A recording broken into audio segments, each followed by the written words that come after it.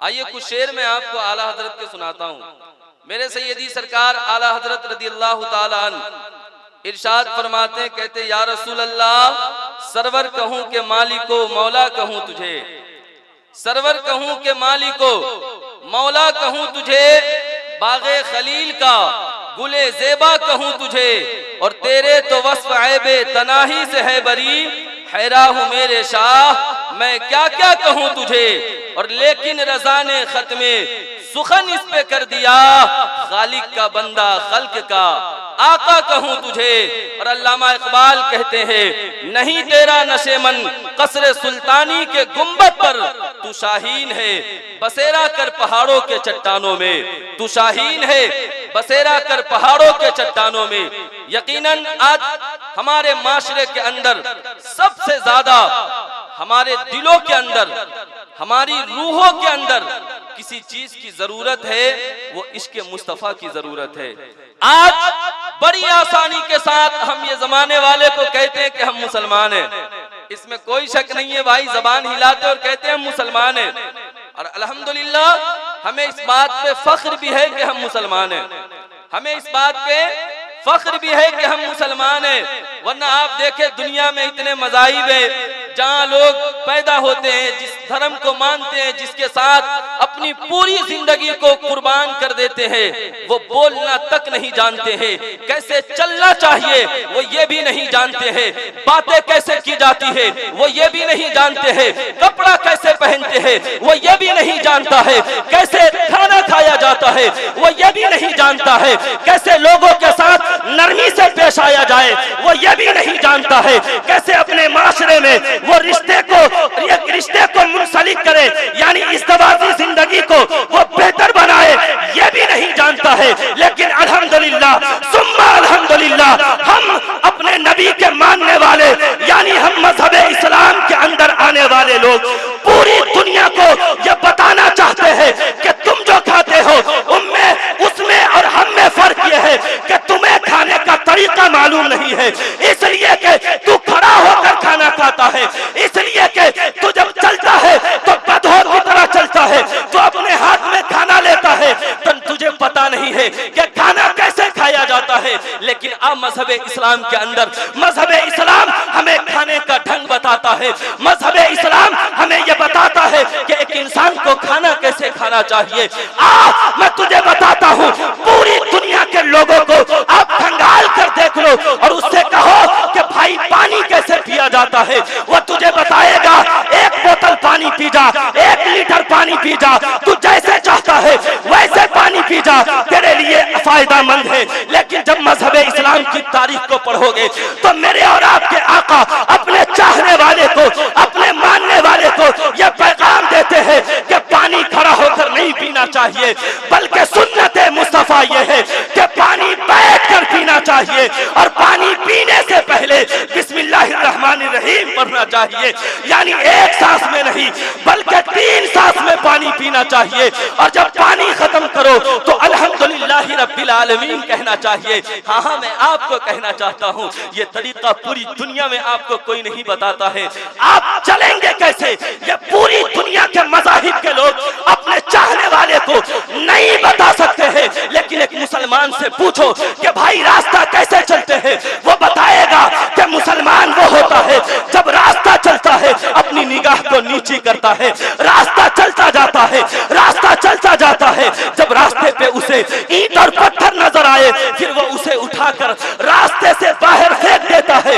इसलिए फेंक देता है कि अगर मैं आंख वाला गुजर रहा हूं तो मुझे तकलीफ नहीं पहुंची है, लेकिन कोई नाबीना इधर से गुजरेगा, कोई दीवाना इधर से गुजरेगा, कोई पागल इधर से गुजरेगा, तो कहीं उसे तकलीफ न पहुंच जाए। मजहब इस्लाम हमें यह तालीम देता है। हाँ, मैं आपको कहना चाहता हूँ मेरे अजीजों, इतना पाकीज़ा और इतना सुथरा मजहब आपको पूरी दुनिया के अंदर नहीं मिलेगा। इसीलिए तो मैं आपको कहना चाहता हूँ, पूरी दुनिया के तारीख को उठाकर आप पढ़ेंगे और जब ये आप मालूम करेंगे कि पूरी दुनिया में सबसे ज्यादा किसकी अजमत का परचम लहर रहा है, तो आपको ये पता चलेगा कि पूरी दुनिया के चाहने वाले लोगों ने, यानी मुस्लिम माशरे का लोग, अगर मजहब इस्लाम को छोड़कर दूसरे मजहब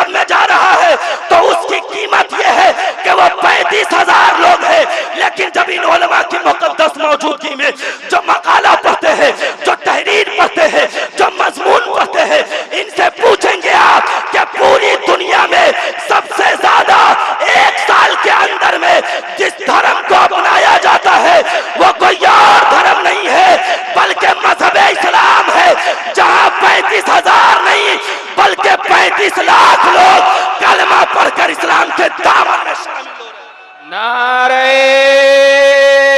तकबीर, नारे तकबीर, नारे रिसालत, नारे रिसालत, सुन्नते मुस्तफा कॉन्फ्रेंस। माशाअल्लाह, तबीयत आपकी अच्छी है ना, तो मचल कर जरा कहिए या रसूल अल्लाह। शायर मोहतरम हजरत शहबाज कलकत्तवी साहब किबला की आमद है। मेरे अजीजों, मैं आपको कहना चाहता हूँ, अल्हम्दुलिल्लाह आप अपनी किस्मत पे जितना नाजा हो वो कम है। अरे मुसलमान है आप जरा सोचे तो सही, आप किस तरह से जिंदगी गुजार रहे हैं। दुनिया वाला हमें शराब पीता हुआ देखता है, दुनिया वाला हमें जब जुआ खेलता हुआ देखता है, जमाने वाला जब हमें नंगी और गंदी बातें करते देखता है, तो शायद वो ये अंदाजा लगाता है कि मजहब इस्लाम इसी की तरह है। लेकिन मैं आपको कहना चाहता हूँ मेरे भाई, मजहब इस्लाम इसका नाम नहीं है। मजहब इस्लाम किसी के ग़ीबत करने की बात नहीं करता, मजहब इस्लाम किसी के बुराई करने की बात नहीं करता, मजहब इस्लाम शराब के अड्डों पर बैठकर शराब पीने की बात नहीं करता, मजहब इस्लाम चाय के दुकानों पर बैठकर किसी की बुराई करने की बात नहीं करता, बल्कि मजहब इस्लाम जब भी इंसान को जीना सिखाता है तो इंसानियत का दर्स देता है, यानी मानवता का बात पढ़ाता है, यक्ता की बात करता है। यानी मेरे आका फरमाते हैं इन्नमल मुमिनूना इख्वा, एक मोमिन दूसरे मोमिन का भाई है। मैं आपसे कहना चाहता हूँ मजहब इस्लाम ने किसी को जात की बुनियाद पे, किसी को बिरादरी की बुनियाद पे ऊंचा और नीचा नहीं किया। यानी मजहब इस्लाम ने ये नहीं कहा ये फलाना जाति का है तो तुम में सबसे ज्यादा बेहतर है, ये तुम सब में निचली जाति का है इसलिए तुम सब में सबसे नीचा है। नहीं मेरे भाई, आज इस सुन्नत मुस्तफा कॉन्फ्रेंस से ये पैगाम लेकर आप जाइए। मजहब इस्लाम तो भाईचारे की बात करता है, मजहब इस्लाम तो मानवता की बात करता है, मजहब इस्लाम तो यक्ता की बात करता है। हाँ, मैं आपसे कहना चाहता हूँ आज दुनिया के बहुत सारे मज़ाहिब के लोग हैं जो जीना नहीं जानते, जो चलना नहीं जानते, जो बोलना नहीं जानते, लेकिन अल्हम्दुलिल्लाह फख्र से कहो सुन्नी मुसलमानों कि तुम मुसलमान हो और सिर्फ मुसलमान नहीं हो बल्कि अपने आका का कलमा पढ़ने वाले हो। मैं आपसे कहना चाहता हूँ, मैं आपसे पूछना चाहता हूँ, आप जब इस दुनिया में आए तो आपने ये नहीं कहा रब्बुल आलमीन से मौला मुझे मजहब इस्लाम में पैदा करना, आपने ये नहीं कहा रब्बुल आलमीन से कि मौला मुझे सुन्नी सही अकीदा मुसलमान बनाना, आपने ये नहीं कहा परवरदिगार से ऐ मेरे मौला तो मुझे उस नबी की उम्मत में पैदा करना जिसे तू सबसे ज्यादा प्यार करता है, जो सारे आदम का दूल्हा है, जो सारे कौनैन का मालिक है। आपने दुआ नहीं की, लेकिन अल्लाह का कितना बड़ा एहसान आपके ऊपर है। अल्लाह ने आपको कितनी बड़ी नेमत से नवाजा कि आप उस आका की उम्मत में आए जिस पर पूरी दुनिया नाज करती है, जिस पर सारे नबी नाज करते हैं। हाँ, जो नबी नबियों का इमाम है, यानी आप जब पैदा हो रहे हैं और आपके घर में आजान देने के लिए इमाम साहब तशरीफ ले जाते हैं, आपके बाबा ने बुलाया है इमाम साहब को, आपके दादा ने बुलाया है खतीब साहब को, आपके दादा ने बुलाया है मौसिन साहब को, मौसिन साहब आपके घर में आते हैं और आने के बाद आपके दाहिनी कान में अजान देते हैं और आपके बाएं कान में तकबीर कहते हैं और कहते हैं अशहदु अन्ना मुहम्मदन अब्दुहु व रसूलुहु, यानी आपको ये पैगाम देते हैं ऐ आने वाला तू अपनी किस्मत पे जितना नाजा कर वो कम है, इसलिए कि जब मैदान हश्र कायम होगा सारे नबियों की उम्मत अपने खौफ से, अपने गुनाहों के खौफ से थरथरा रही होगी, कांप रही होगी, लेकिन कोई नबी किसी का पुरसाने हाल नहीं होगा।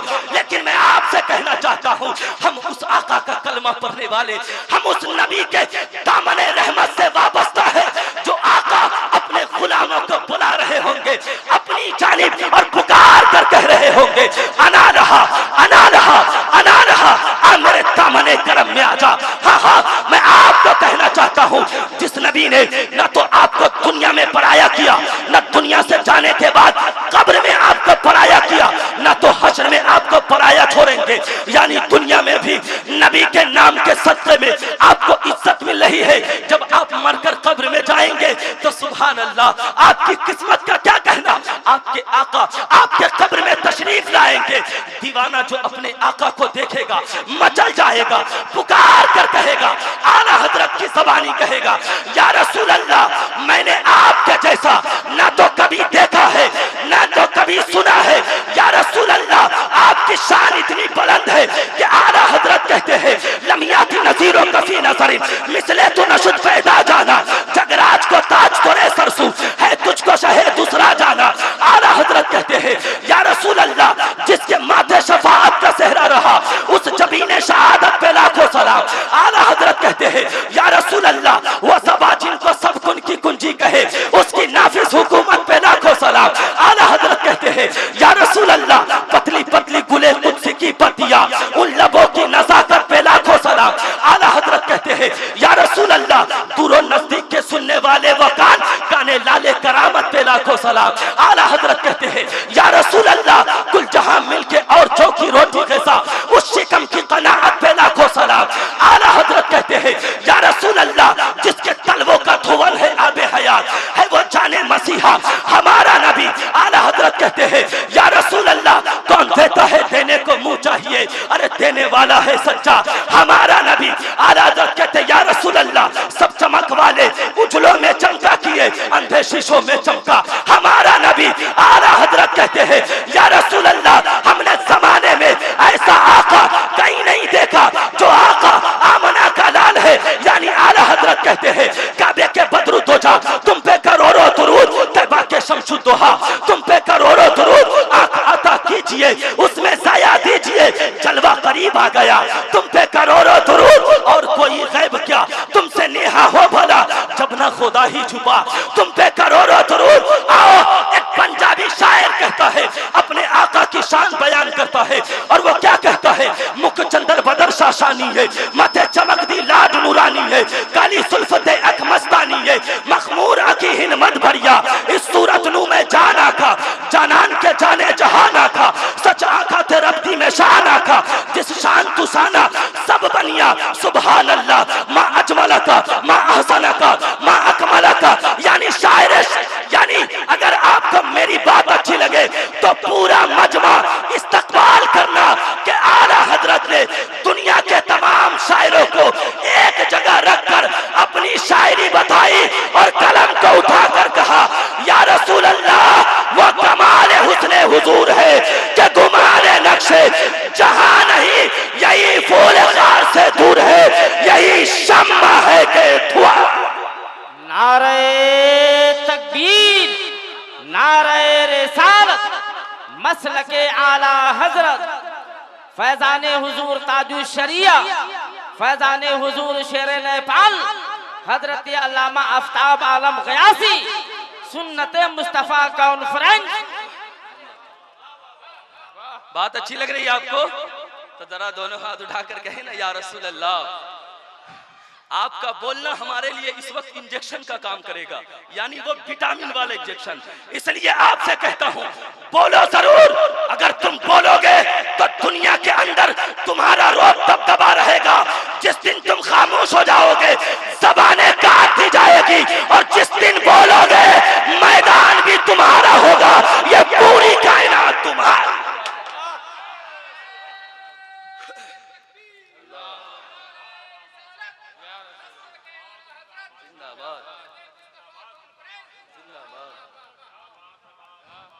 इसलिए मेरे भाई आपने नहीं कहा अल्लाह से ऐ मेरे मौला तो मुझे अपने आका की उम्मत में पैदा करना, लेकिन रब का कितना बड़ा एहसान आपके ऊपर है। आंखें खोलते हैं आप क्या देखते हैं, मैं किसी ऐसे वैसे मजहब के अंदर नहीं आया, मैं किसी ऐसे दुनिया के मानने वालों के दरमियान नहीं आया जो बूतों की पूजा करता है, जो दरिया को खुदा मानता है, जो शजरो हजर को खुदा मानता है। अल्हम्दुलिल्लाह हम उस मजहब के अंदर पैदा हुए हैं जो ये ऐलान करके कहता है कि मेरा मालिक मेरा खालिक कोई और नहीं है बल्कि वो तन्हा रब्बुल आलमीन है, जिसे ये कहा जाता है कुरान के अंदर इन्नल्लाह अला कुल्ली शैइन कदीर। हम उस रब के मानने वाले हैं जो ये पूरी दुनिया का पूरी कायनात का तन्हा मालिक है और वो कामिल कुदरत वाला।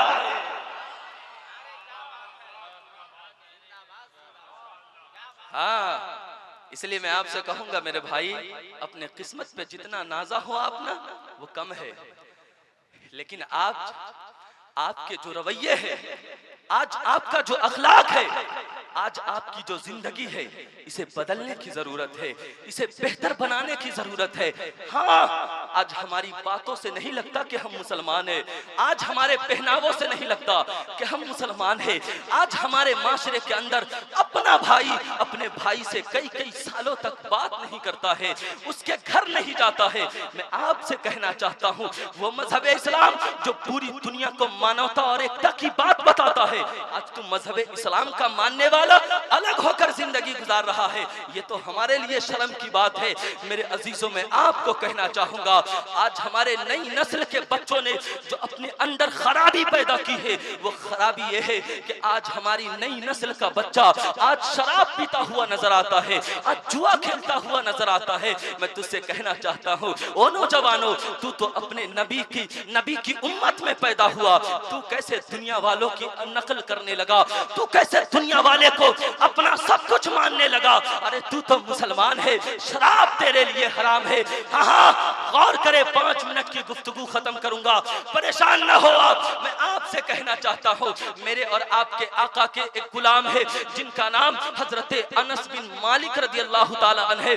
गौर कीजिएगा तो हजरत अनस बिन मालिक रदी अल्लाह ताला अन्हु एक हदीस को रिवायत फरमाते हैं, और वो क्या फरमाते हैं, हमारे और आपके आका ने 10 शख्सों पर लानत फरमाई। वो कौन 10 शख्स है जिन पर मेरे आका ने लानत फरमाई? तो हजरत अनस बिन मालिक कहते हैं, मेरे आका ने कहा कि जो शराब पीता है उस पर भी मेरी लानत है, जो शराब बेचता है उस पर भी मेरी लानत है, जो शराब खरीदता है उस पर भी मेरी लानत है, जिसके लिए शराब खरीदी जाती है उस पर भी मेरी लानत है, जिसके पास शराब लेके जाया जाता है उस पर भी मेरी लानत है, जो शराब के पैसे खाता है उस पर भी मेरी लानत है। हजरत मास बिन जबल रज़ी अल्लाह ताला अन्हु इरशाद फरमाते हैं कि मेरे और आपके आका ने फरमाया कि शराब हर बुराई की असल है। मैं आपको कहना चाहूंगा, मैं आपको पैगाम देना चाहूंगा, आज अमीर आदमी, आज पैसे वाला आदमी, आज ऑफिस में नौकरी करने वाला आदमी जब अपनी बेटी का रिश्ता लेकर जाता है तो ये देखता है पैसा कितना कमाता है लड़का, लड़के के पास नौकरी है कि नहीं है, लड़का डॉक्टर है, इंजीनियर है, प्रोफेसर है कि नहीं है। लेकिन मैं आपसे कहना चाहता हूँ, आज की मुबारक महफिल से आपको ये पैगाम लेकर जाना है, मेरे भाई, आप डॉक्टर देखे, आप ऑफिस में काम करने वाला देखे, आप इंजीनियर देखे, आप प्रोफेसर देखे, लेकिन जरा अब उस लड़के के बाप से ये पूछे कि तुम्हारा बेटा डॉक्टर है, बात समझ में आती है, तेरा बेटा इंजीनियर है, बात समझ में आती है, तेरा बेटा प्रोफेसर है, बात समझ में आती है, लेकिन ये बता तेरा बेटा शराब पीता है कि नहीं पीता है? अगर आपने उससे पूछ लिया कि उसका बेटा शराब पीता है कि नहीं पीता है, उसने ये कह दिया कि हाँ मेरा बेटा शराब पीता है, तो मैं आपसे कहना चाहता हूँ, डॉक्टर होगा लात मार के चले आना, इंजीनियर होगा लात मार के चले आना। क्यों?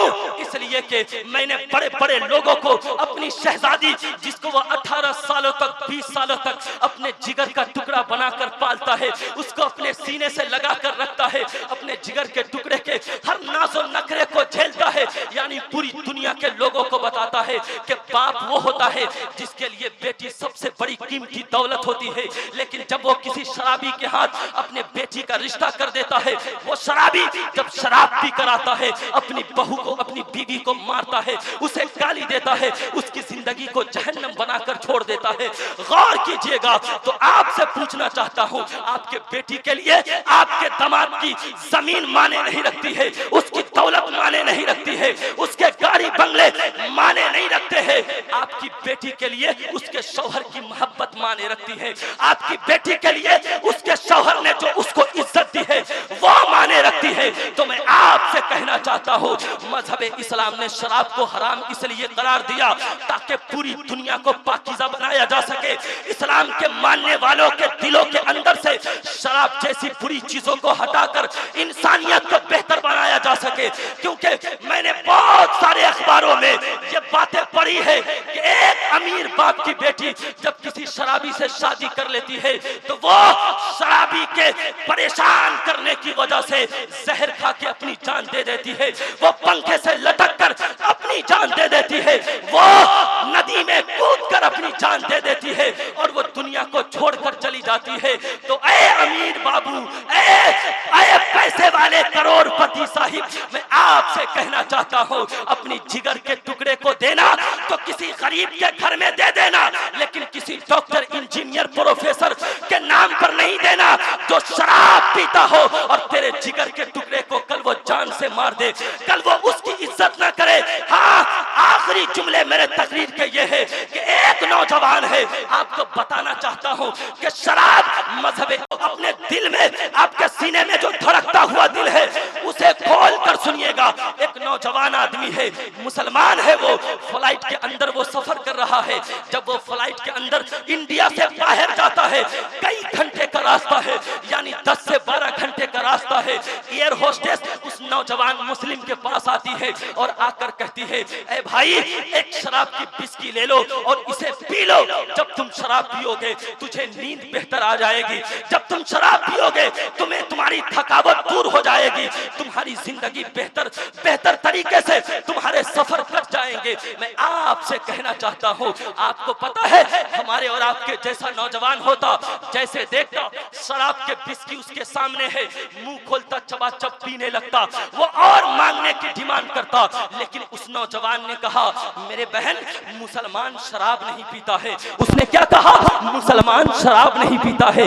गौर कीजिएगा इस जुमले पे, उस लड़के ने ये नहीं कहा अब्दुल माजिद शराब नहीं पीता है, उस लड़के ने ये नहीं कहा अब्दुल खालिक शराब नहीं पीता है, उस लड़के ने ये नहीं कहा कि शादाब शराब नहीं पीता है, उस लड़के ने ये नहीं कहा मौलाना फला साहब शराब नहीं पीते हैं, बल्कि उस लड़के ने ये कहा, नौजवान ने ये कहा कि मुसलमान शराब नहीं पीते हैं, मुसलमान शराब नहीं पीते हैं। उस एयर होस्टेस ने कहा, मेरा भाई शराब पी लो, शराब पियोगे 12 घंटे का सफर है, आसानी से तुझे नींद आ जाएगी, तेरे सफर जल्दी खत्म हो जाएंगे, तेरी थकावट दूर हो जाएगी, नींद तुझे बेहतर आएगी।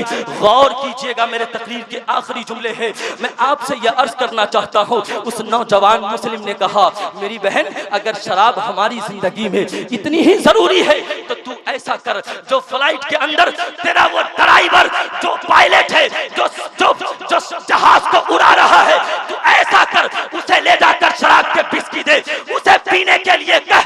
तब जाकर उस एयर होस्टेस ने कहा कि नहीं, मैं इस वक्त अपने पायलट को शराब नहीं दूंगी पीने के लिए।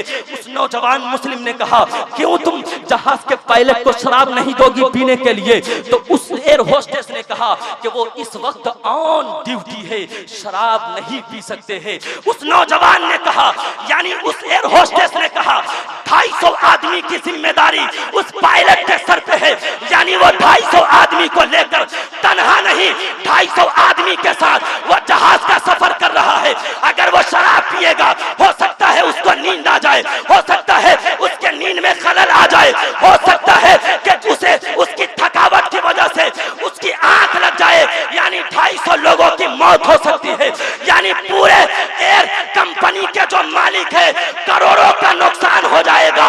इसलिए जब ऑन ड्यूटी पायलट हो तो शराब नहीं दिया जाता है।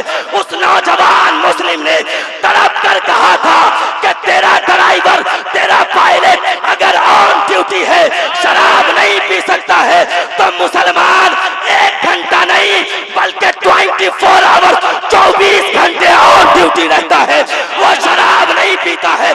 पूरी दुनिया को ये पैगाम देता है कि मकामे मुस्तफा से है, मकामे मुस्तफा से है, जहां को आशना करना, अरे मुसलमानों का सेवा है, मोहम्मद से वफा। नारे तकबीर, नारे रिसालत, हजरत आफताब आलम गयासी। क्या सुना आपने? मुसलमान 24 घंटे ऑन ड्यूटी होता है, वो शराब नहीं पीता, वो शराब को अपनी जबान से नहीं लगाता। इसलिए मेरे मुसलमान भाई, मेरे नौजवान दोस्त, मैं आपसे कहूंगा, शराब तुम्हारी जिंदगी को बर्बाद कर देगी, शराब तुम्हें बुराई के दहाने पर ले जाकर खड़ा कर देगी, शराब तुझे ज़िना करने पर मजबूर कर करेगी, शराब तुम्हें सूदखोरी और कत्ल गारत पे मजबूर करेगी।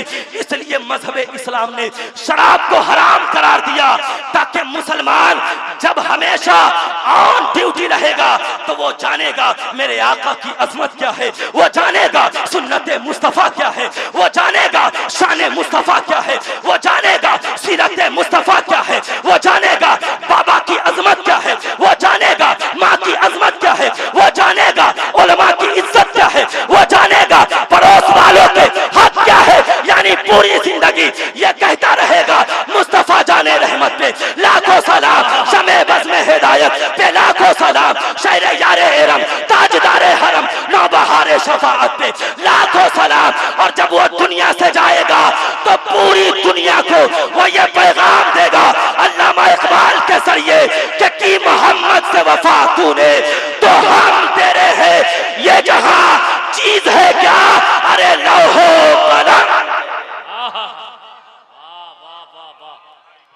जिंदाबाद जिंदाबाद भाई वाह। ये जहां चीज है क्या, लौहो कलम तेरे है। मेरे भाई अपनी जिंदगी को बेहतर बनाए। हाँ मैं आपको कहता हूँ सिर्फ अपने कपड़े को साफ ना रखे, सिर्फ अपने पैर की जूती महंगी ना पहनो, अपने हाथ में घड़ी महंगी ना पहनो, इस दिल को बेहतर बनाओ। यानी तुम महंगे फेस वॉश खरीदते हो कि तेरे चेहरे पर रौनक आने लगे, तुम महंगे क्रीम खरीदता है कि तेरे चेहरे पर शाइनिंग आने लगे, जो कि दुनिया वाले देखते हैं। तो मैं तुझे कहना चाहता हूँ, तू कभी ये सोचा कि तेरा दिल साफ है कि नहीं है? तूने कभी ये सोचा कि तेरे दिल से गंदगी निकले कि नहीं? इसलिए कि चेहरे को, कपड़े को, महंगी घड़ी को, जूते को दुनिया वाले देखते हैं और तेरे दिल को दुनिया वाले नहीं बल्कि तेरा रब्बुल आलमीन देखा करता है, तेरा परवरदिगारे आलम देखा करता है। इसलिए तू अपने कपड़े को बेहतर बना या ना बना, लेकिन अपने दिल को बेहतर बना, अपनी नीयत को बेहतर बना।